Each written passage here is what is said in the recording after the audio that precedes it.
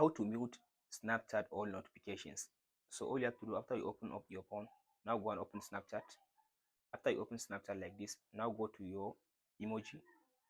After you open your emoji like this, now go to this settings. After you open setting like this, now scroll to down, now go to say notifications.